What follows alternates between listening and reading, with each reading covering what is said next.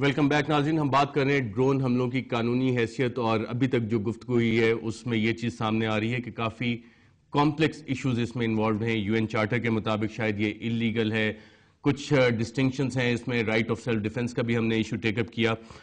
But صاحب، میرا آپ سے سوال یہ ہے کہ اگر انٹرنیشنلی ایکسیپٹڈ ڈیفینیشن ٹیررزم کی نہیں ہے تو وار اگینسٹ ٹیرر جو ہم لڑتے رہے ہیں اس کی قانونی حیثیت کیا بنتی ہے؟ دیکھیے، اس کی قانونی حیثیت تو پھر کیونکہ انٹرنیشنل لا کے ایکسپرٹس بیٹھے ہوئے آپ کو بہتر بتائیں گے کہ UN کے سیکیورٹی کونسل ریزولوشن کے بعد سے یہ وار اینڈ ٹیرر شروع ہوئی تھی، اور اس کے اندر کچھ لیکن UN کے سیکیورٹی کاؤنسل تو بڑے ممالک وہاں پہ بیٹھے ہیں سارے، جو وہ فیصلہ کریں. ایک سپر پاور ہے جو وہ فیصلہ کریں. طاقت کا قانون چل رہا ہے اس دنیا میں. نہیں، وہ تو unipolar world after the fall of Russia, تو وہ تو آپ کو سامنے ہے. وہ طاقت کا قانون تو ہے، وہ hegemony of America is known to everyone. اس میں تو ہم کوئی بحث نہیں کر رہے. لیکن میرا جو اس پورے ایشو کے اندر ایک چھوٹا سا نقطہ ہے. ڈاکٹر نیاز، کیا قانون طاقتوروں کو بچانے کے لیے بنائے جاتے ہیں؟ اصل میں قانون جو ہے وہ طاقتور اپنے لیے بناتے ہیں. دیکھو سیکورٹی کونسل میں کون بیٹھے ہیں؟ امریکہ ہر روز دوسرے لوگوں کے خلاف سینکشن لگاتے ہیں. کوئی ایسا ہے یا کوئی ایسا فورم یا کوئی ملک ہے جو امریکہ کے خلاف سینکشن لگا دے؟ جتنے بھی بین الاقوامی قانون کے وائلیشن ہوئے امریکہ لگے ہیں ہر روز تقریباً کسی نہ کسی ملک میں یہ بین الاقوامی قانون کی وائلیشن کرتے ہیں اور لوگ دیکھتے رہتے ہیں. ساتھ ساتھ آپ دیکھیں اسرائیل بھی جو ہے وہ لگے ہیں بار بار وائلیشن کریں.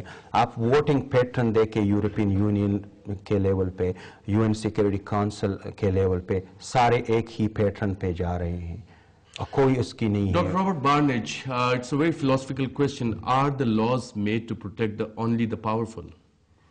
Well, I'll specifically answer your question in relation to the laws of war. The primary subjects of international law are states themselves, and states, the law reflects, international humanitarian law reflects the interest of states. So it's disproportionately, just given the distribution of power within the international system, it's the stronger states that influence what international law is. That's a very important point you have made, that it's doctor Robert Barnage کا کہنا ہے کہ جو طاقتور عالمی قوتیں ہیں وہ عالمی قوانین بناتی ہیں اور اکثر اپنے فائدے کے لیے بناتی ہیں. بیرسٹر شہزاد، میں آپ کی طرف واپس آتا ہوں سوال پہ. آپ نے کیس پرسیو کرنے کی ابھی کوشش کر رہے ہیں آپ CIA چیف کے خلاف اور CIA station chief Jonathan banks کے خلاف. جو پاکستانی لیڈرشپ تھی 2004 سے لے کے اور ابھی 2010 تک ہے، جب حملے اتنے زیادہ بن گئے، ان کے خلاف کس قانون کے تحت کیسز ہو سکتے ہیں؟ دیکھیے، ان کے خلاف تو وہ سمپلی کیس ہو سکتا ہے، وہ بھی ایک قتل کا کیس ہو سکتا ہے کہ اگر اس میں انوسنٹ وکٹمز مر رہے ہیں تو اس کی انہوں نے کوئی اجازت دی ہے. دیکھیے، اس پہ امریکہ نمبر 1 عمل نہیں کر سکتا تھا، کیونکہ ان لافل اتھارٹی پہ اگر آپ عمل کرتے ہیں تو وہ بالکل ایسے ہی ہے جیسے یہ نیورنبرگ ٹرائلز میں ہوا تھا یا نازی جرمنی میں ہوا تھا کہ جو ان کو اللیگل آرڈرز دیے گئے تھے اس کے اوپر انہوں نے ایگزیکیوشن کی جیوز کی. وہ اس کو کسی قسم کی پروٹیکشن اویلیبل نہیں تھی کہ ہم تو اس اتھارٹی پہ عمل کر رہے تھے.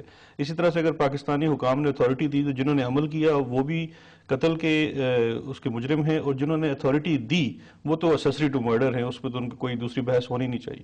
تو یہ کیسز کہاں پرسیو ہوں گے، کیسے پرسیو ہوں گے؟ دیکھیے، اس طرح کے جو معاملات ہیں وہ اسٹیٹ لیول پہ اٹھائے جاتے ہیں، یعنی کہ آپ کی ریاست اٹھاتی ہے. وہ پچھلی رجیم جا چکی ہے، یہ نئی رجیم اگر آئی ہے اور ان کا دامن صاف ہے تو. لیکن وہی رجیم اگر پچھلی پالیسیز کنٹینیو کر رہی ہو تو وہ ابیٹمنٹ نہیں آتی. بالکل، وہ کنٹینیویشن ہے، لیکن یہ کسی رجیم کو اٹھانا پڑے گا. مسئلہ یہ ہے کہ میں اپنے کلائنٹ کو جو کہ وکٹم ہے ڈرون اٹیک کا، میں اس کو پاکستان سدھارو مہم پہ نہیں لے کے جا سکتا. میں سب سے پہلے اس کو انصاف دلانے کی کوشش کروں گا تاکہ اس کے ساتھ ساتھ باقی تمام وکٹمز جو وہاں پہ ہیں، انوسنٹ وکٹمز، وہ کل کو سوسائڈ بومرز نہ بن جائیں، بلکہ وہ آ کے پاکستان کی کنسٹرکشن میں، پاکستان کی تعمیر میں آ کے شامل ہوں، بجائے اس کے کہ وہ ڈسٹرکٹیو سائڈ پہ چلے جائیں.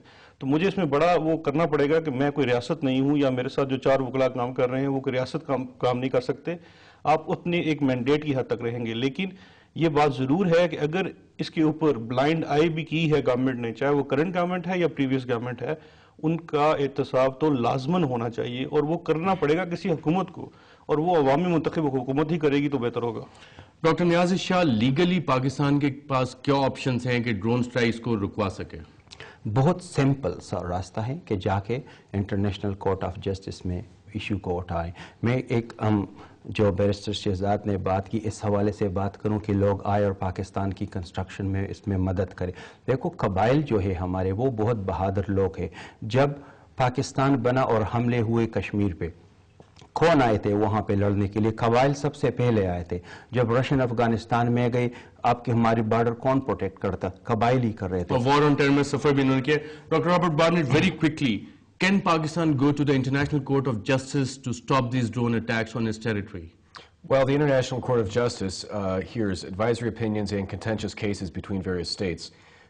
Contentious cases, they will only hear cases between states. Pakistan can only bring the United States before the ICJ if the ICJ finds that both states have consented to its adversarial jurisdiction under Article 36 of the statute of the International Court of Justice. Barrister Shahzad, ऐसा ही है कि US को भी agree करना पड़ेगा? जी जी बिल्कुल, international law तो सारा कंसेंट के ऊपर बेस ऑप्शन क्या है अगर अमेरिका इस पे एग्री नहीं करता? देखिए, अमेरिका अगर इसको एग्री नहीं करता तो आप आईसीजे पे जाने की जरूरत नहीं है. आपके पास एयरफोर्स है, आपके पास टेक्नोलॉजी है, आप 2 ड्रोन मार क्यों नहीं कराते? तीसरा ड्रोन नहीं आएगा पाकिस्तान के अंदर. ये तो पॉलिटिकल विल दिखानी पड़ेगी. इतने भी आइडियलिज्म की बातें अच्छी नहीं. नाज़रीन, एक चीज तो इससे वाज़ेह हो जाती है कि ड्रोन हमलों की शायद कानूनी हैसियत कोई नहीं है, लेकिन कानून की डिफरेंट किस्म की कॉम्प्लेक्सिटीज जो हैं उसके अंदर रह के ये काम किए जा रहे हैं. और कानून, जैसे कि हमारी डिस्कशन में डिस्टिंग्विश पैनल है हमारा यूनिवर्सिटी ऑफ रेडिंग से, डॉक्टर रॉबर्ट बार्नेट, डॉक्टर नियाज शाह और बैरिस्टर शहजाद अकबर, इनके मुताबिक इलीगैलिटी के एलिमेंट्स भी इसमें शामिल हैं. लेकिन पाकिस्तान के पास इस पे शायद ऑप्शंस बहुत लिमिटेड हैं. इवन अगर इंटरनेशनल कोर्ट ऑफ जस्टिस पे भी पाकिस्तान जाना चाहे तो उसके लिए लाजमी है कि अमेरिका भी उसमें हरीफ बने. ऐसे हालात में नाज़रीन, क्या ऑप्शंस हैं? अगर आपके पास कोई राय है तो आप हमें reporter@dawnnews.tv पे भेज सकते हैं. इजाजत दीजिए, अल्लाह हाफिज.